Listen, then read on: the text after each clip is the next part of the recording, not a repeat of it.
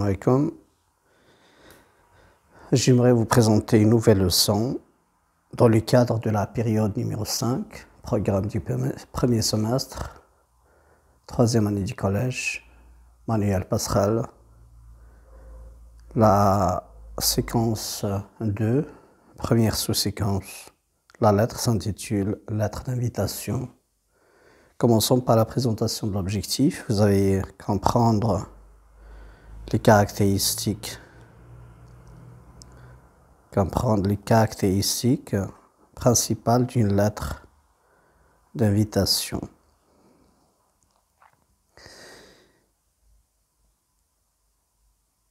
Vous avez deux documents dans le support. Salé, le 5 juin 2020. Monsieur le directeur de l'école La Fontaine, 2 bis avenue Bourgreg, Salé, à Monsieur Driss Salmi, 78 rue Alsace-Salé, objet invitation. Monsieur. L'établissement La Fontaine organisera la journée portes ouvertes le 12 juin 2020. À cette occasion, nous vous invitons à assister aux activités des élèves pour que vous puissiez voir de près les productions de votre enfant. Ce sera un honneur de vous compter parmi nous. Dans cette attente, je vous prie d'agréer, monsieur, l'expression de nos sincères salutations.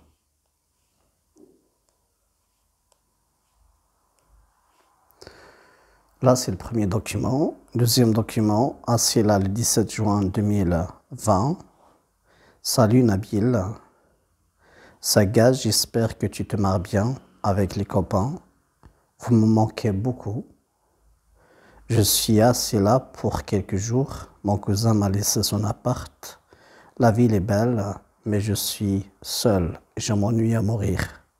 Je t'invite à venir pour me tenir compagnie. Il y a plein de choses à voir et à faire. J'attends ton message. À plus, amicalement, Farid. Après la lecture de ces deux supports, vous allez faire de même vous-même avant de passer aux questions. Première question, quelle hypothèse de lecture peux-tu faire sur le document 2 d'après sa forme?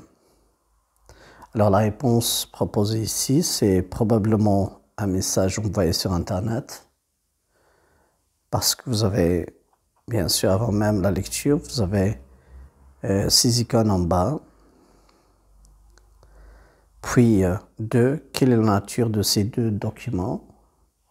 Il s'agit de 2 lettres d'invitation. Après la lecture, on a découvert qu'il s'agit vraiment de 2 lettres d'invitation.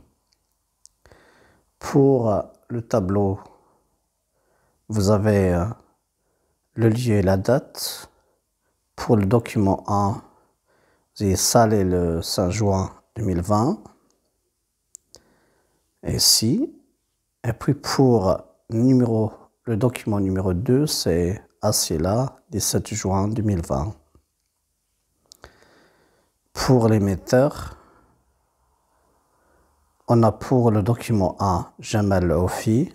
Pour le document 2, c'est Farid. Donc, il suffit de partir à la signature pour découvrir le nom et prénom, ou bien le nom ou le prénom de l'émetteur. Pour les destinataires, vous avez Driss Salmi pour le premier document et Nabil pour le second. Voilà, Driss Salmi pour le premier document et Nabil pour le second. On vous demande aussi l'objet de la lettre. Pour le document 1, c'est déjà mentionné objet, c'est-à-dire le sujet de la lettre, invitation. Et pour le second, nous n'avons pas d'objet explicite, d'accord, dans la structure, mais vous pouvez découvrir l'objet de la lettre à l'intérieur même en disant par exemple quand Farid a invité son camarade à venir passer avec lui du bon moment assis là. Donc ils ont le même objet. Puis on passe à la question suivante. Quelle différence y a-t-il entre les 2 lettres? On commence par la différence sur le plan de la structure. Vous avez ici une structure en 8 étapes parce que c'est une lettre officielle. Et vous avez 5 étapes seulement pour la lettre suivante. Donc, la première, elle est une lettre officielle et la seconde, elle est une lettre personnelle. On a aussi le niveau de la langue utilisé. Alors, si vous relisez la première lettre, vous allez découvrir que le style est soutenu. Et pour la seconde, le style est relâché, ça veut dire en français familier courant. Puis, on a aussi la manière de s'adresser au destinataire. Pour la première, parce que c'est une lettre officielle, nous avons le respect. Vous avez par exemple monsieur. Vous avez aussi monsieur encore ici. Vous avez vous, le vous de politesse. Et vous avez la formule de congé qui est pleine de formules de politesse. C'est l'exemple de l'expression de mes sincères salutations. Je vous prie de monsieur entre deux virgules. Alors que dans le deuxième document, Farid s'adresse à son ami, et parce que c'est une relation amicale et une lettre personnelle, à la place de vous, nous allons avoir le tu. Donc nous aurons l'emploi du tutoiement. Et vous avez aussi, par exemple, le français relâché amicalement à plus. Donc Farid parle avec Nabil de manière très ouverte. On passe au document suivant, question suivante sur la même page 46. Je développe et je réinvestis. Pour le document 1, on nous demande quel est l'événement ou à quel événement le directeur invite-t-il M. Driss Salmi. Bien sûr, ici, vous avez « Il invite aux portes ouvertes de l'école ». Ici, l'établissement La Fontaine organisera les portes ouvertes le 12 juin 2020. Et à cette occasion, il invite son destinataire à venir participer ou partager l'événement.